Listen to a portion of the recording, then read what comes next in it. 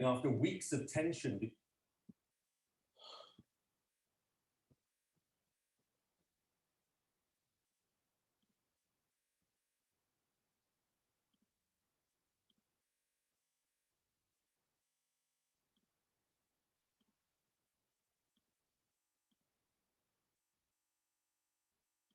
in the UK and the European Union over the distribution of vaccines, a joint statement has been issued, pledging to work together to improve communications in relation to the pandemic. The statement says they want to create a win-win situation and expand vaccine supply for all citizens. It was a notably different tone to the one struck by the EU earlier today, when the Commission proposed tougher controls on the exports of vaccines, based on infection and vaccination rates in the destination countries.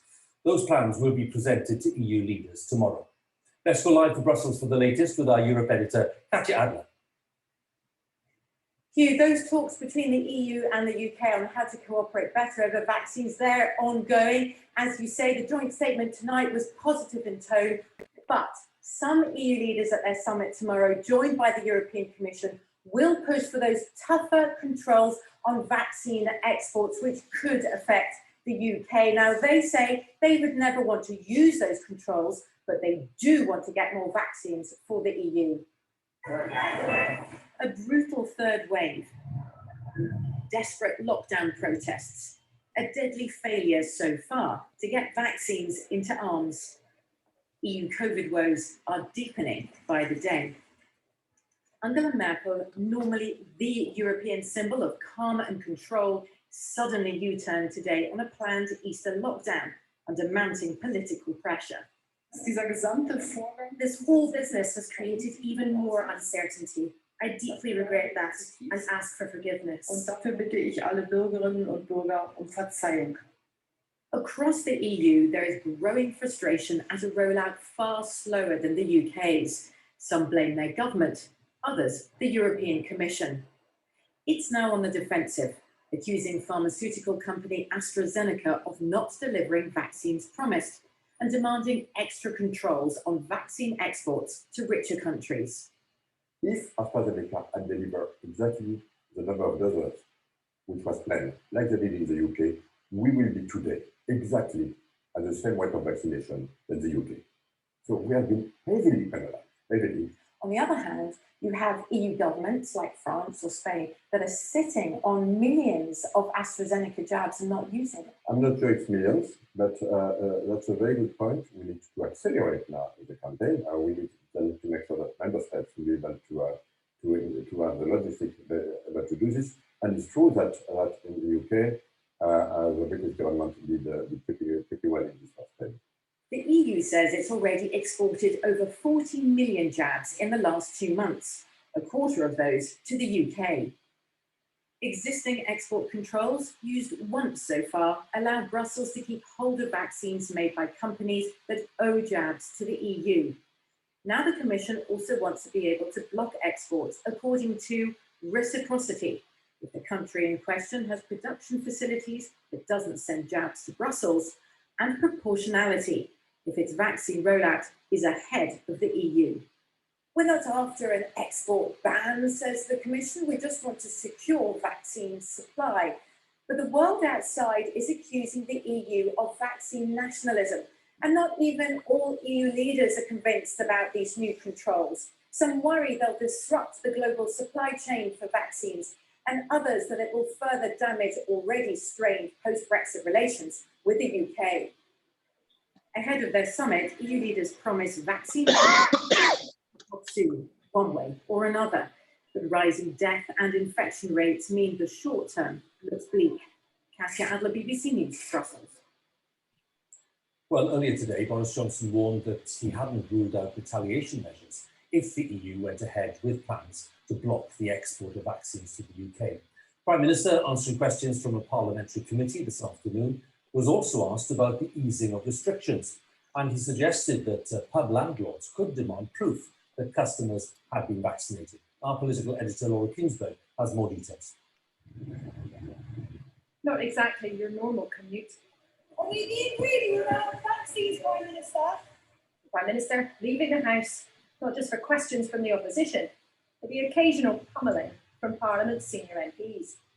There is a promise on both sides of the channel now to work together on the vaccine, but if that goes wrong and exports are blocked, what would he do? If British lives were at risk, do you rule out taking measured and proportionate retaliation to discourage the EU from impeding legally binding contracts for our vaccines? I think that the long-term damage done by blockades can be very considerable. You're not taking anything off the table in terms of a British response to decisions this week.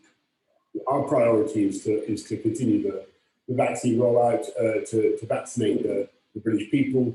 We'll do everything necessary that we can to ensure that happens. With virus cases rising on the continent, MPs wanted to know, why aren't border controls being tightened further and faster now? And that has to be balanced. Technology made the exchanges more testy than normal, but the Prime Minister hinted tougher rules might come. Why have you not introduced then additional measures or put France on the red list? In terms of putting France on the red list, which is what you're talking about, and with the consequences that would have for UK supplies and for cross-channel movements, but it is something that we will have to look at. We will have to look at tougher measures. Then what may rile his backbenchers? The Prime Minister seemed to approve of the idea that vaccines could in some circumstances become a compulsory part of life. It doesn't seem to me to be irresponsible at all for the far from it. It's wholly responsible for care home companies to think of requiring vaccination. What about a certificate for going to the pub? It may be up to individual publicans.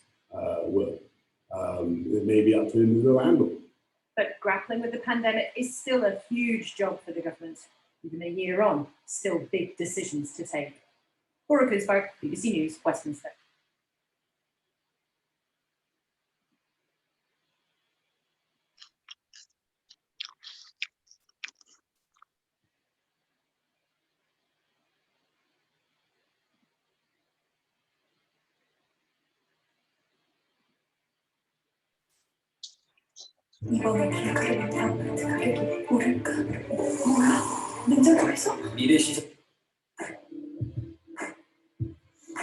Troubled times for a troubled leader. And now divisions.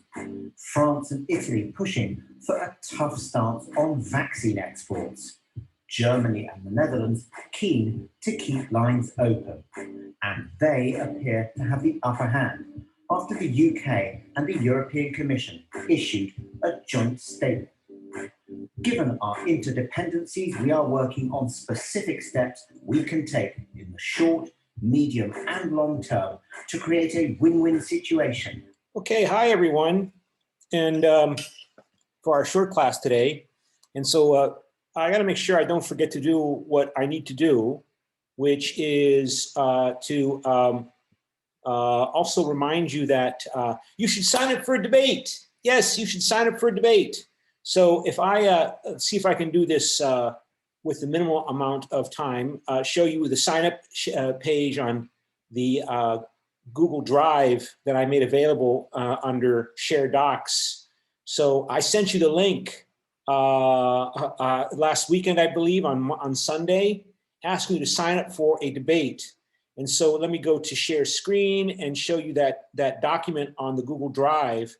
And I don't know if you've ever used Google Docs, but everybody can edit this. So all of you have the link to go in and sign up for a debate. You know, a debate is one of the assignments for this class. And so far we see that Sulan has signed up for week 11. And the rest of you also need to sign up for a debate. So we have plenty of time, of course.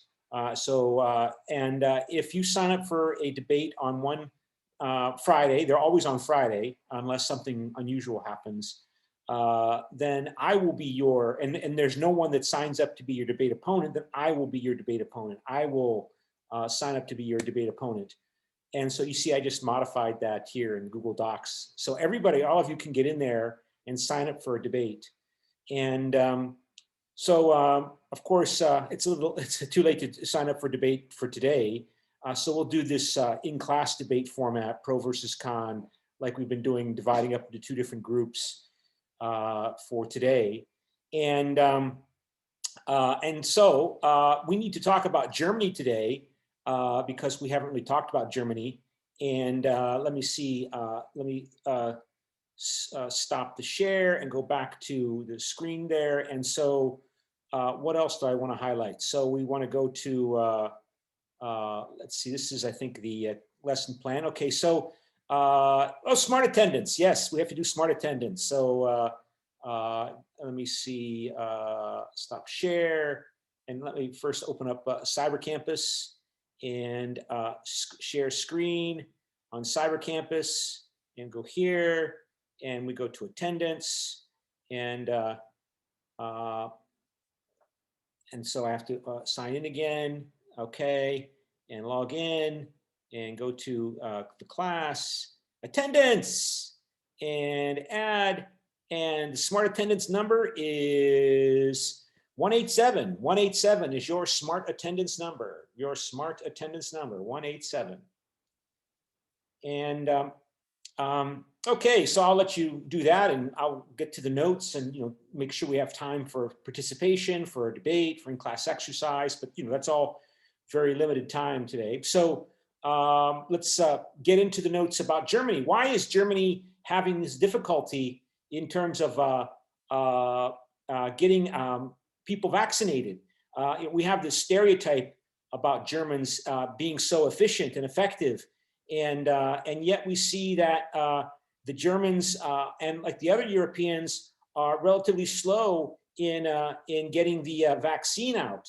And so how do we explain that? How do we explain the slowness of the Germans, given how we stereotype the Germans as being so efficient and effective among European states? And so let me move to chapter 5 notes as I scroll through my notes to get to chapter 5. And to answer that question, we'd have to say that one of the reasons why Germany has been slower is because the German state was constructed after World War II, was reconstructed institutionally after the Second World War, while integrating it into the European community, what was then being formulated as a new Europe.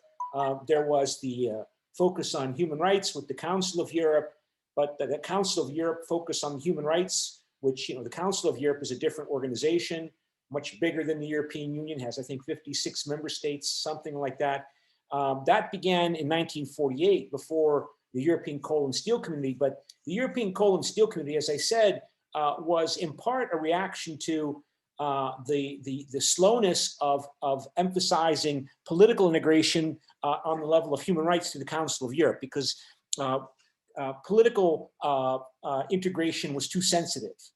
To openly, explicitly focus on integrating the human rights protection policies of Germany and France and Italy just 3 years after the genocidal violence of World War II was too politically sensitive. So it was very slow. And as I told you before, right, there wasn't some far-reaching architectural plan for how to bring about European integration. It was a process of experimentation, of what is politically feasible, needing to integrate and move in directions where it was politically feasible to integrate.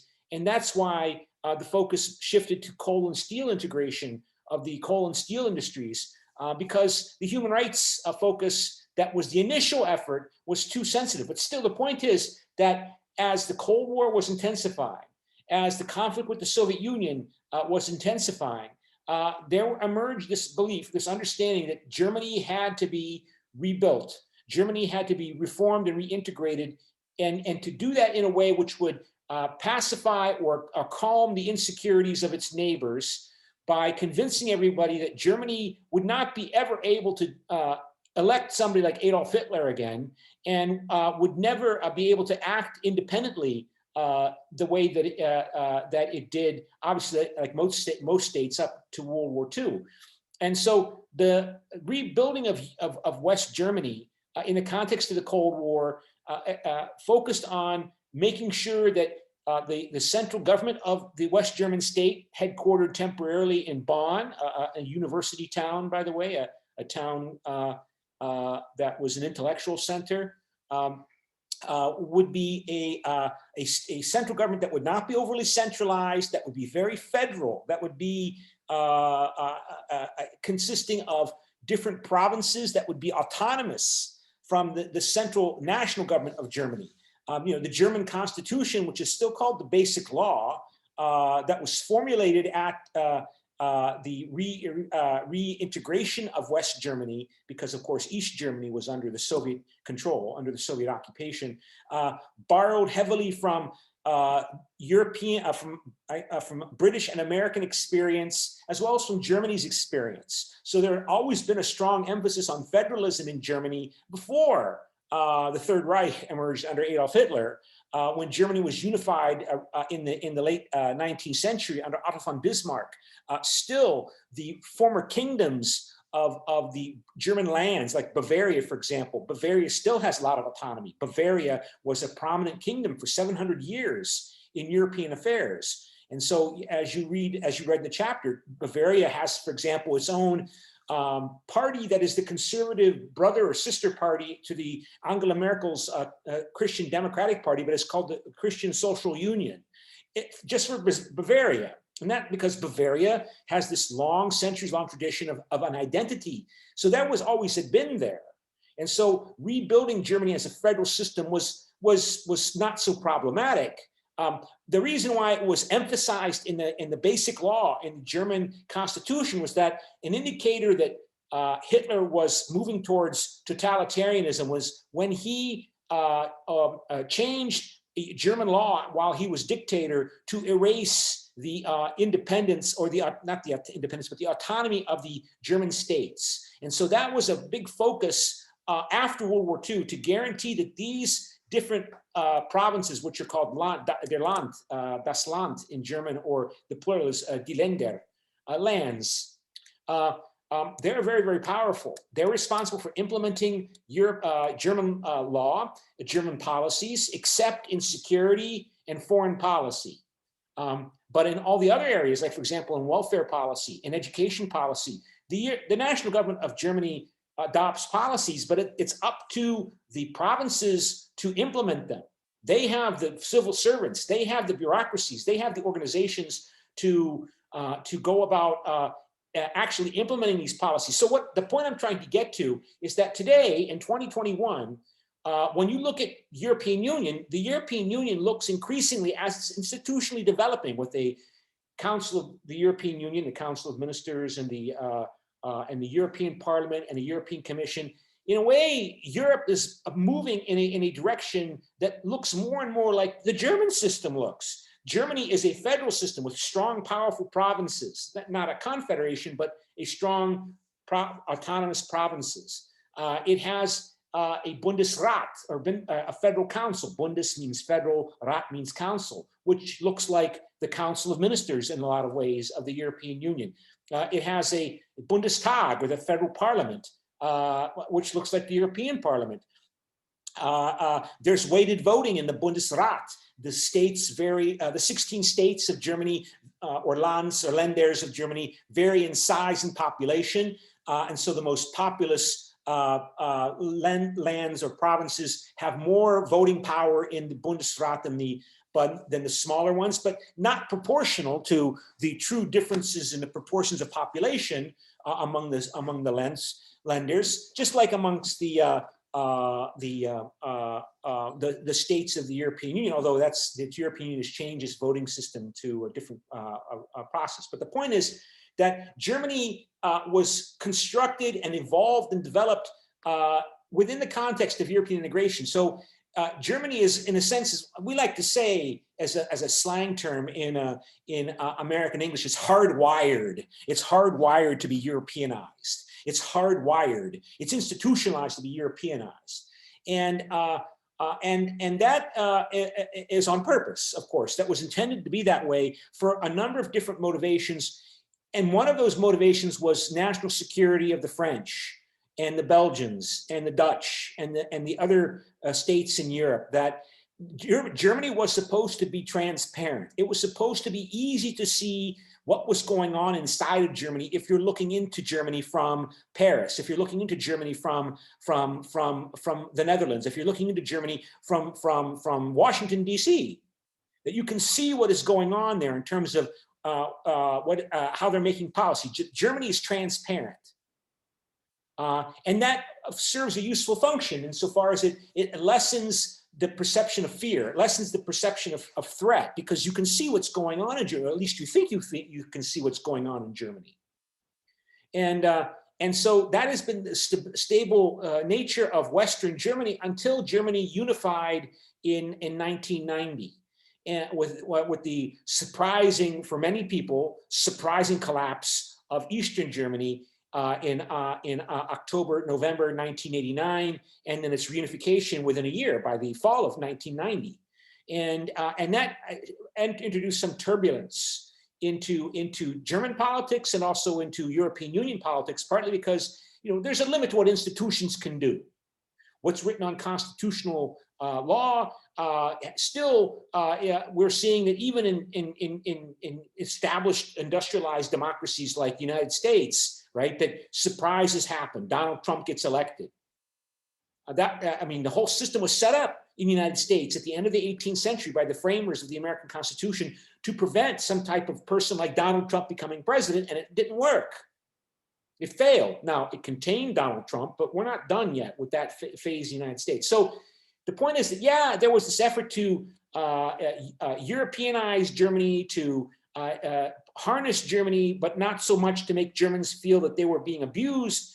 Of course, with the experience of the Germans during World War II and before, in which nationalism as a political motivation in policymaking in Germany really became a taboo topic for most Germans, until more recently with the rise of the Alternative für Deutschland. Since the reunification and the Pegida movement in West Germany, which in Eastern Germany, the former communist part of Germany, which then transformed into the Alternative for Germany party. And it's the second biggest, it's the main opposition party in, I think it's the main opposition party in the European, in the British, in the German Bundestag, in the German parliament. So you work with what you have, institutions, but institutions, they have to work because people want them to work. And but we need to talk about these institutions. And so, but the point is that one of the reasons why the COVID-19 pandemic virus project, vaccination project, has been relatively slow in Germany is because it's hardwired to act institutionally established to act through consensus and cooperation with its neighbors, and not to appear to be asserting German priority over other countries. That's a very dangerous direction to move if Germany is going to be perceived to act on the best interests of the German nation at the expense of other nations surrounding it. And it's easy for that suspicion to emerge in other nation states, like the Italian nation state, the French nation state, the Polish nation state, particularly given their experience with Germany in the 20th century and before. And so, but as I said, I mean, Germany can act nationalistically, as we discussed in the early 1990s. Right after reunification, Germany moved to recognize Croatia and Slovenia because they were considered to be in the collectively speaking, they didn't come out and openly say this, but Croatia and Slovenia were in the German cultural sphere of the old Austrian Empire, and they're Catholic, like the Austrians, not like the Serbs, who are Orthodox like the Russians,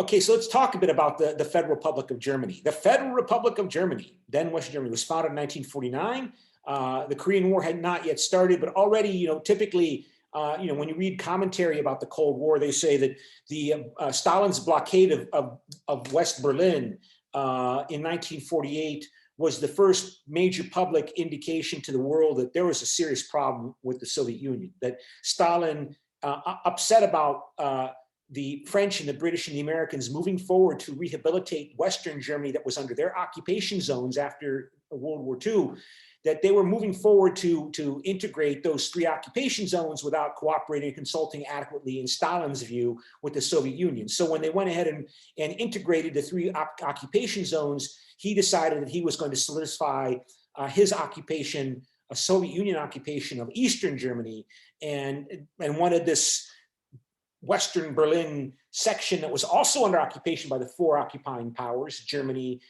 not Germany, France, UK, Soviet Union, United States. All four of those states also occupied the four sections of Berlin. So he wanted them out of West Berlin. And so they wouldn't leave, so he decided to blockade them, not allow land transport from Western Germany through East German territory on the highways and railroads to supply Western Berlin. And so the Americans responded with the Berlin Airlift. They supplied Western Berlin by plane. It's food, it's coal, it's energy supplies by plane. And they succeeded. Keep in mind at this time, remember, the Americans still were the only country that had the atomic bomb in 1948. And negotiations continued, and finally Stalin acquiesced to removing the land barrier, the blockade on West Berlin. European integration is also under discussion at about the same time, like what to do with Germany. Well, if we're going to really agree to the rehabilitation of Western Germany, then we need to integrate it economically in a way that we can monitor, and that would require integration of what is going on in the internal functioning of the society, the economy. Remember, 80% of a human being's, this is just a rough estimate, right? Most of our interaction on a social level is economic interaction, right? When you think about buying food, buying coffee, paying your tuition to come to Catholic University of Korea, these are all economic interactions. So by integrating the coal and steel industries of France, Western Germany, and the three countries of Belgium, Netherlands, and Luxembourg between France and Belgium and West Germany and Italy, that you would allow for monitoring of what's going on inside of these societies, that we can see beyond what the governments are doing, what the government officials are declaring, whatever the governments are saying, that we can actually see what is going on inside the societies itself, right? So West Germany was not fully sovereign. It could not deploy its military, for example, without agreement by the Allies. It provided tactical, and I know some of you are interested particularly in like what can we learn about reunification of Germany regarding the possible reunification of the Korean nation, and and you can make some comparisons. Obviously, for example, that the South Korean military is not under the full control of the South Koreans; it's under control and a crisis of an American officer, but it also provided economic benefits for Germany. And the Cold War divided Germany, and you had the number was over 300,000 Soviet soldiers in Eastern Germany, and 100,000, if not more, NATO soldiers in Western Germany, in the middle of Germany, between East and West Germany border, and then later with nuclear weapons, lots of nuclear weapons pointed at each other. And so that, of course, as you know, is another reason why Japan has less of an incentive to act like Germany in its interaction with Korea and China, because Japan was not occupied and divided by multiple countries the way Germany was, and did not have foreign forces, did not have a division boundary within it where the next world war could break out. Germany was in a much more vulnerable situation than Japan ever has been since World War II. And so they move forward. These negotiations, these treaties, they take time to reach. So, the 1963 Friendship Treaty between France and Germany, it's a big step. And you can imagine that took a lot of time and effort to negotiate. right? Given what happened. I mean, you're young people, when you to be my age, you know, when we talk about what happened 3, 4, 5, 6 years ago, that's like yesterday, you know. So the coal and steel community is created in 1951, you know, just, 6 years after the World War II ends. That's, you know, wow, that's really fast. So the 1963 Élysée Treaty formalized the Franco-German friendship and remains central to the European Union today. The Franco-German relationship is the engine. I think it's still fair to say that today, right? It's still the engine driving European integration. And the French, even after the textbook that you're reading was published, Emmanuel Macron in France did hold the chair of the Committee of the European Union. They were the presidency, I should say, of the Committee of the Council of the European Union. You know, the Council of the European Union, the 6 months rotating presidency. And the news reports I'm seeing in the New York Times, again, under Emmanuel Macron, France was incredibly hectic in promoting new initiatives and efforts to promote European integration even further. And that had to be last year in 2020. France was holding the presidency of the Council of the European Union. On all levels, the German government, its commitment to European integration has been one of its core principles, and it remains so following reunification. It wasn't necessarily a given that reunification was obviously going to be accepted by the British and the French. Margaret Thatcher, when she was prime minister of Great Britain when Germany reunified. She was not supportive of it at first, but forces moved forward to make it inevitable, and it happened. But even so, for example, I think the German government in Berlin is still, for example, what I recall reading years ago, I haven't checked on this in some time, is that, for example, under the terms of agreement for the Soviet Red Army to leave, Eastern Germany, that the German government, there's limitations on the forces, its own German forces that it can deploy in Eastern Germany.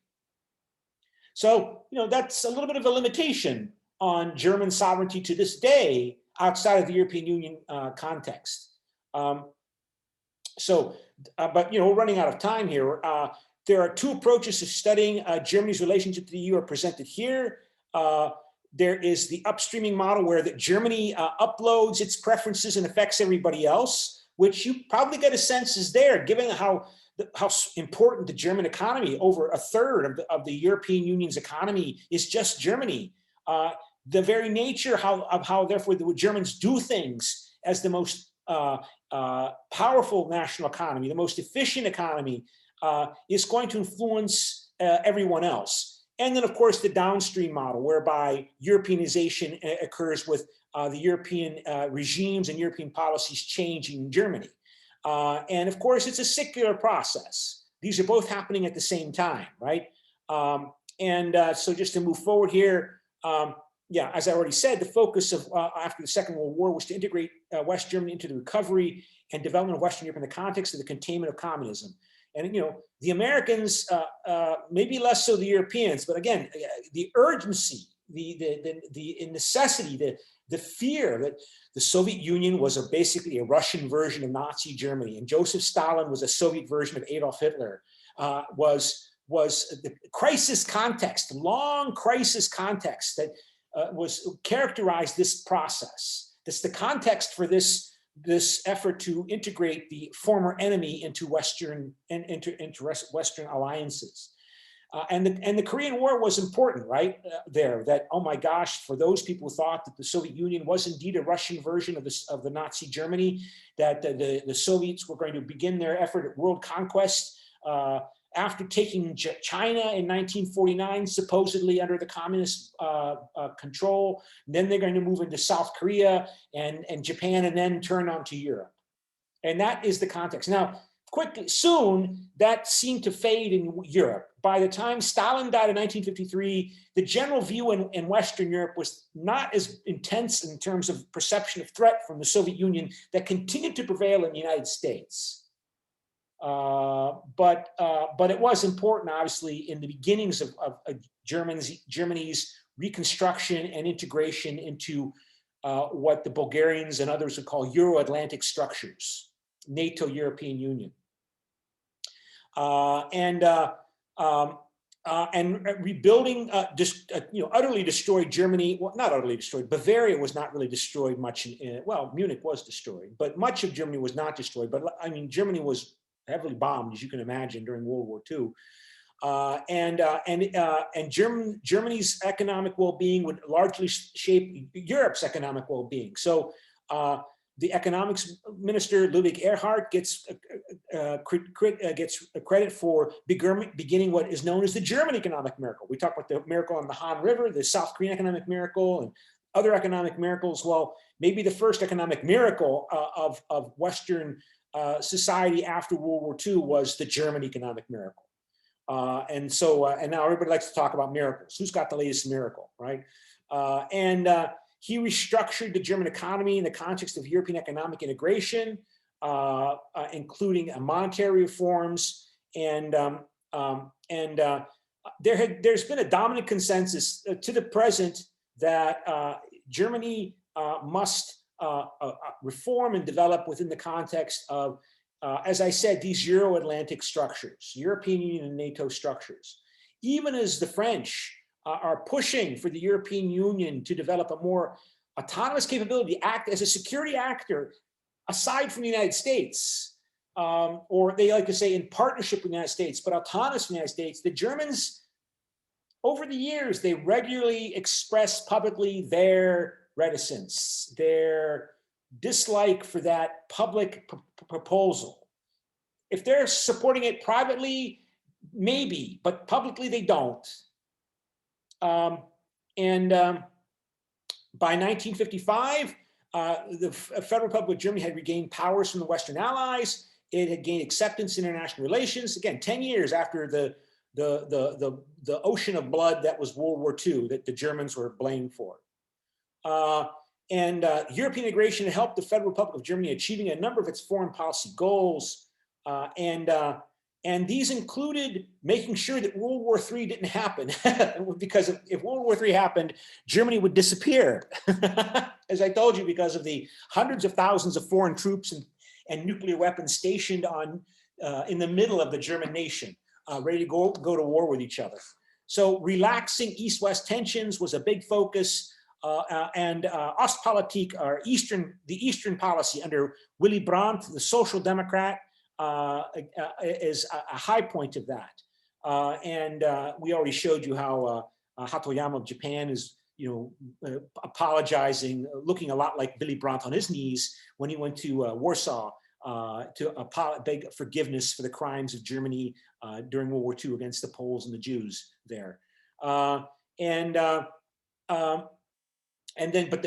Germany has developed a distinctive diplomatic style that emphasizes civilian power, civilian influence, hiding the military, always working through multilateral patterns of international relations. That means working through alliances and institutions and organizations. As I mentioned, I mean, I don't think it's mentioned in the book. Maybe it is, but I mean, even when the Americans in the last 10, 15 years have been pushing Germany to be more assertive, aggressive, or using a deadly force, say in Libya or in Iraq or in Afghanistan, the Germans will not do it. The Germans will not drop bombs on anybody. They'll send forces to train, they'll send forces for peacekeeping, but they will not do what the Danes have done. The Danish, for example, the Danish Air Force bombed sites in Libya and helping to overthrow Muammar Gaddafi in Libya in 2011, along with the French and the British. But the Danish did it, and they're part of NATO. But not the Germans won't do it. With German unity in 1990, the period of West German semi-sovereignty ended formally with the Second World War. Occupying powers, US, UK, France, came to an informal agreement regarding reunification. So, I was in graduate school when this was going on, and wow, was it an amazing time in world international relations. Like I told you in class, right? When I grew up from 1962 to 1990, World War III, the danger of World War III, the Soviet Union, the Russian version of Nazi Germany with nuclear weapons was my world, right? That justified the Korean War, the Vietnam War, and then in 1990 and 1991, the Soviet Union begins to disintegrate, and by 1992, it's gone. And so the East Germany was absorbed, and the decision was made that the territory of Eastern Germany would be redivided back up into the old Länder that had existed there previously in that territory of what is formerly East Germany. But of course, a lot of that territory that had been in the German Weimar Republic up until the World War II, that territory is lost forever. It's now part of Poland or part of Russia, like Königsberg, which was the capital, was the capital of Prussia, is now Kaliningrad, which is a island territory of Russia sandwiched between Poland and Lithuania, I believe, named after Kalinin, which was one of the Stalin's Politburo members in the Stalin Politburo, the Communist Party of the Soviet Union. And it's also the homeland of Immanuel Kant, the German philosopher who had tremendous influence to this day, and who, as some of you may have recalled from the European Union policy class last semester, he wrote the Perpetual Peace Project document at the end of the 18th century that was laid out a framework strategy for peace in Europe. That Immanuel Kant was from Königsberg, which is today Kaliningrad. Keep in mind that the largest mass movement of forced movement of refugee populations, I think even to this day, is Germans. Estimates range of between 12 to 16 Germans were expelled or fled from the Soviet territories, Polish territory, Yugoslavia, Balkan territory, Romanian territory, Hungarian territory, as Germany began losing the Second World War and the Soviet army approached Germany. The Germans living in front of it, most of them fled. So the minimum number is 12 million Germans were fled in terror or expelled from the territories that are now part of Poland, Russia, Serbia, and other areas. Yeah, I mean, that's a point to make, that, you know, Germans were part of Eastern Europe going back centuries. There have been populations of Germans living in Romania since 1,000 years ago, and they're not there anymore. So, you know, there's been some concern that maybe the Germans want that territory back. At least, for example, Breslau. Breslau is now Wrocław, a Polish name, Wrocław, and it used to be called Breslau. It was an important German city, and there are well, it's now part of Poland. Gdańsk used to be Danzig, on and on and on and on. But so, and the Germans have convinced everybody that they don't want that territory back, although there's still some fear or concern in Czechia, the Czech Republic, that the Germans expelled from the Czech Republic, that somehow that Germany may use its economic power to somehow retake that territory. I mean, I'm still trying to make sense of why the Czech Republic is unwilling to adopt the euro when it is an international economy, and its former sister nation in Czechoslovakia, Slovakia, has wholeheartedly adopted the euro. And that's because I think Slovaks like Germany, because Slovakia under Germany for the first time under the Hitler Reich, under the Third Reich, was established as a separate independent state under the German domination of Father Tisho, and Czechia was dominated and absorbed into the Reich. And so, but you don't hear much about that, not at least in the American press. And that's, again, an achievement of European integration in part, that Germany is so transparent in how it makes its policies that it's a residual fear of Germany revanchism or wanting to take back its territory. It's just a residual fear.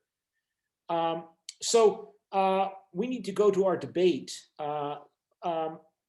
So Gerhard Schroeder was the Social Democratic Prime Minister before the current Chancellor, Angela Merkel. You can see he's there for a long time. It's difficult to change the government in Germany. Stability, stability, stability. That was what the writers of the Basic Law for Germany wanted to ensure in Germany, that it was politically stable. So it's very difficult to force an election in Germany.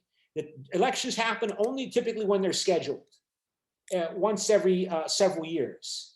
you don't have a turnover in Germany the way that you do in Italy, because in part, not only, but in part because the occupiers of Germany insisted when they were writing the constitution to be very difficult to destabilize a government.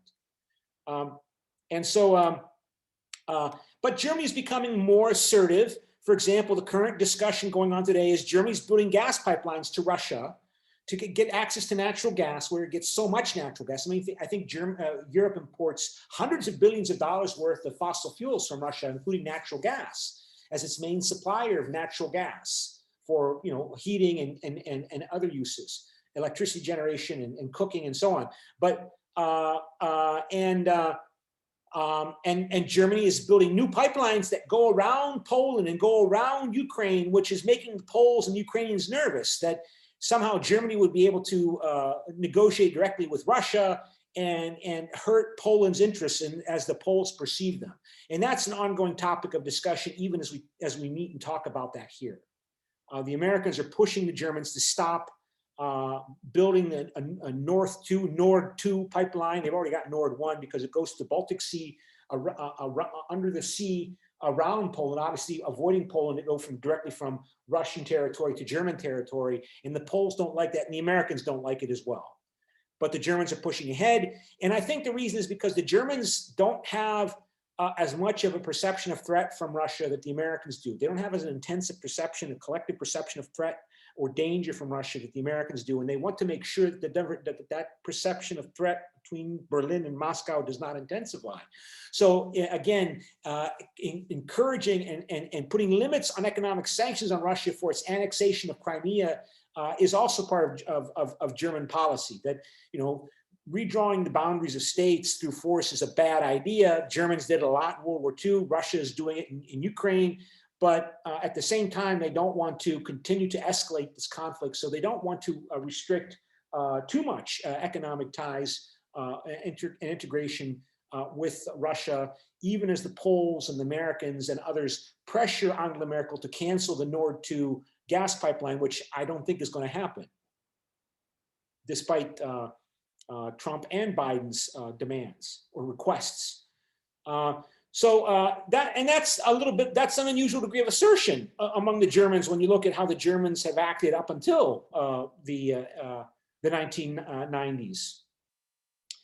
And so Germany remains focused on EU consensus. But to go to our debate, that's the point I want to make here, that it's not just Willy Brandt and the Germans and the Social Democrats' Ostpolitik that explains why the Russians were, under the Soviets, I should say, Moscow was willing to acquiesce to greater economic integration with Western Europe, with the European Economic Community, with the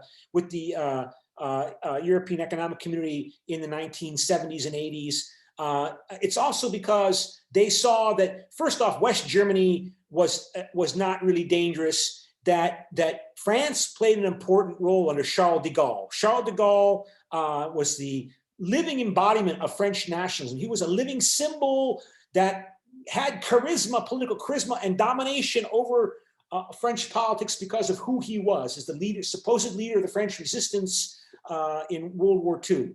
And he claimed that France was playing a leading role in world affairs through the European Union, including balancing against what he called the Anglo-Saxons, the British and the Americans, the Anglo-Saxons. Remember, it was de Gaulle who kept vetoing Britain's application to join the European Economic Community in the 1960s.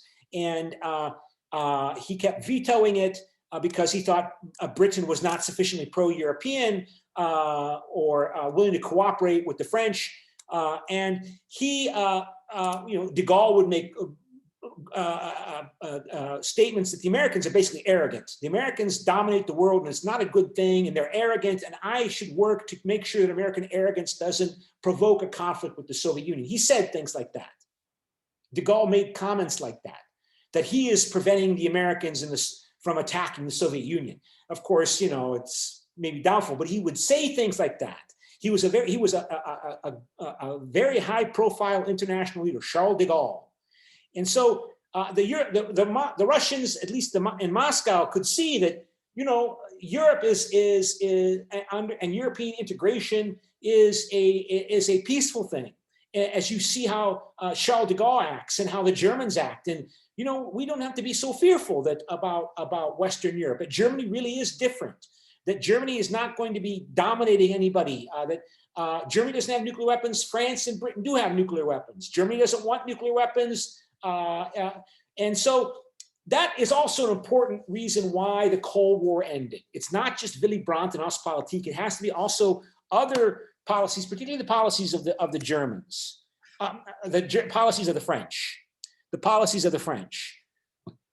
that they are wanting to be autonomous. And so that leads us to our debate topic. So let's go to the debate topic. And we'll maybe come back to some of these issues later. And so let me share screen on the lesson plan. And so you can see here that we have here the lesson plan. So to South Koreans, Japan can play a role. I'm not saying it will, but could it play a role in Korea's unification, similar to France's role in Germany's reunification? Soviet Union acquiesced to the collapse of communism in Eastern Europe, and that meant the reunification of Germany. That means the end of the Berlin Wall, the collapse of the Berlin Wall. Oh, by the way, did I show you? I keep forgetting to show you. I got a piece of the Berlin Wall. This is supposedly a piece of the Berlin Wall. It was given to me by a woman I knew, supposedly. So you see the paint on it? It's not hard to get pieces of this. I think there's a section of the Berlin Wall here in Seoul somewhere that was donated by a German organization. So it's not, and I think there's a big piece of the Berlin Wall in some men's lavatory in a casino in Las Vegas. I read the newspaper as well. But could Japan play a role similar to Charles de Gaulle's France in facilitating Korean reunification? So let me go back to the Zoom, and group one, you can see, is going to be pro, and group two is con. And so let's stop share and go to, so group one is pro. Let's assign you to groups, and the second person, each group will be the chair of the group, So let's create the groups and open all rooms. So you can see that Yoon Sok Cho is in room one, is in charge of the pro group, is the chair of the pro group. And Subin Pak is chair of the con group. So please communicate with Yoon Sok Chu and Subin Pak to come up with a statement for your group. Group one, you are assigned to pro. Group two, you are assigned to con. This is just to get us thinking. You wrote a paragraph on this topic. Could Japan play a role under a wise, intelligent Japanese prime minister? I don't know if Suga is the man. I don't know. To lessen or reduce insecurities in Beijing, in Asia, to allow Beijing, China to reduce its support for North Korea in its conflict with South Korea? That's the question. So please go into the room. So we only have a few minutes because we never have enough time in these short classes. So where's Yoon Suk Chu? Yoon Suk Chu, Yoon Suk Chu, where are you, Yoon Suk Chu? Subin Pak, where are you? Subin, Subin. Oh, Subin. Okay, well, it's going to be Pak Chun Hyun, Pak Chun Young, Pak Chun Young. You be the leader for group two. Pak Chun Young. Pak Chun Young is the leader for group two. So talk to Pak Chun Young for group two con, and Yoon Suk Chu for group room one pro. And you have 3 minutes.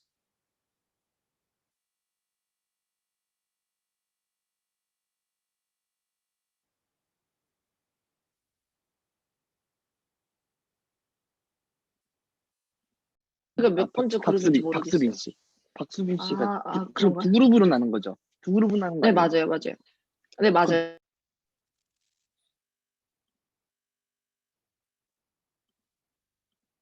한 아군을 세력을 키우고 싶다면 그러면 한국의 통일에 좀 더 힘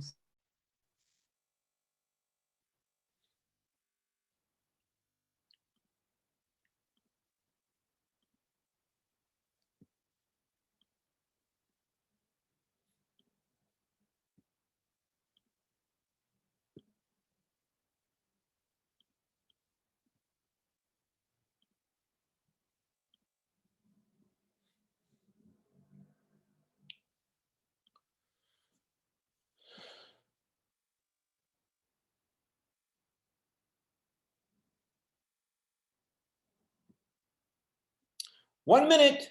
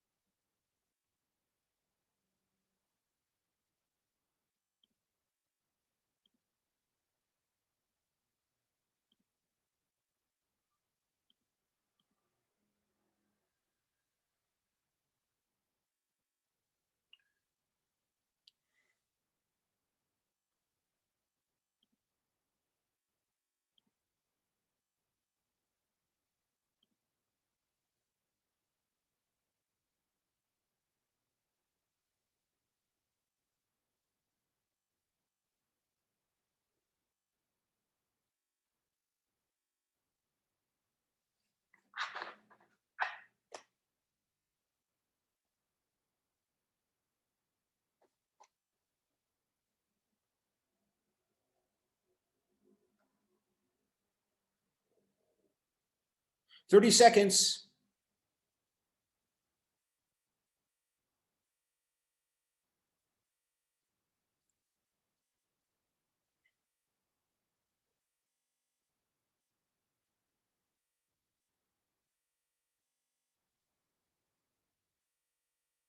Ten seconds.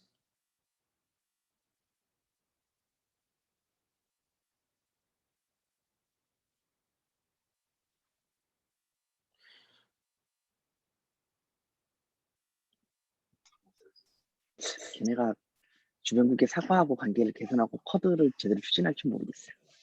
Okay, so I'm going to flip a coin, and heads, pro goes first, tails, con goes first. So flip the coin, and it is, and it is con goes first. So con, con, would you please make your statement on the debate topic on no, that Japan cannot play a role in Korea's reunification similar to France's role in Germany's reunification?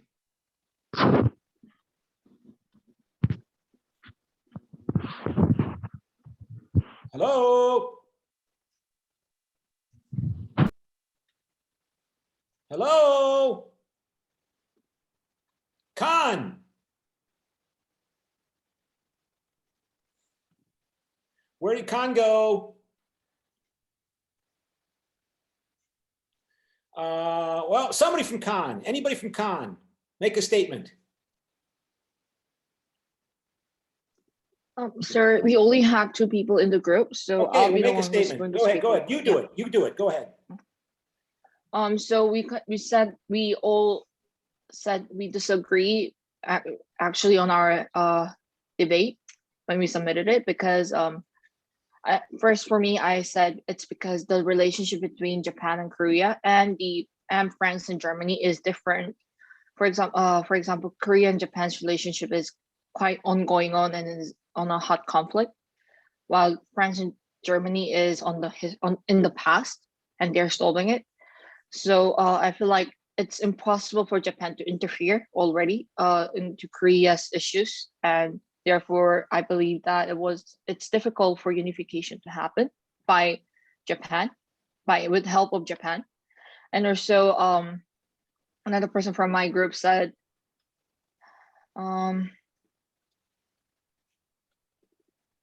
because Japan is on the side of is against the unification of Korea at the current moment because they want to get they are worried about China's power over Asia.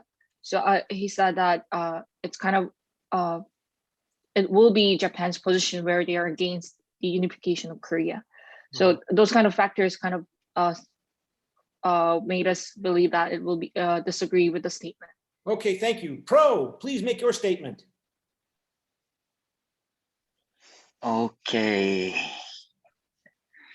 So actually, all of our members of our group was disagree with the topic, but when we discuss about when it comes to talking about the pro side, we were talking about the national security of course, the Japan and South Korea is now struggling with some historical things, but we thought that that was just the superficial thing, and Japan and Korea is actually the strategic relationship in case of national security, especially for the alliance between Japan and United States and South Korea. So of course, the situation is not that accorded with the Japan and France's the situation, but if the South Korea and North Korea is reunited, then the one alliance side, which is the United States, Japan, and Korea, can be the bigger partnership, and they can be more engaged with the Eastern nations peace. Thank you. Thank you very much. I have to say, I'm clapping because you have helped me. You've helped me come up with my paper proposal for the Korean World Political Science Association Congress, the World Congress of the Korean Political Science Association meeting in the summer. The deadline for me to submit a paper proposal is the end of April. And now I think I know what I'm going to do a paper on. I've been wondering, what am I going to write a paper on? This is it. This is it. What role can Japan play in learning from de Gaulle and the French, if any? How feasible is that? So thank you very much. Thank you very, very much. And so now we have to go now back to the vote on who won the debate. And so I think I have to, we go to vote and did it. Okay, so which side won? So please vote.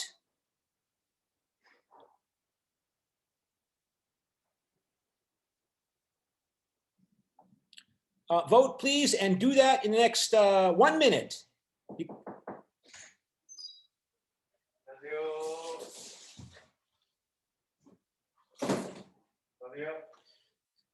Somebody just delivered something from Coupon.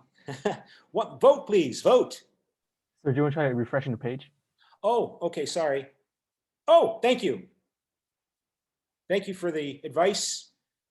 So is that everybody? I think that is. That's awkward when Coupon delivers things into your office. I think I ordered some hot sauce from the United States. It just arrived. Okay, when it gets to 11:55, that's it. So everybody's got to vote. Let me see, one more refresh. We're up to 7, and we're almost, time's almost up. Okay, we're done. So thank you very much. And I will post this recording on the website. So any questions? If not, see you in class on Monday. Bye. And thank you again. Thank you again.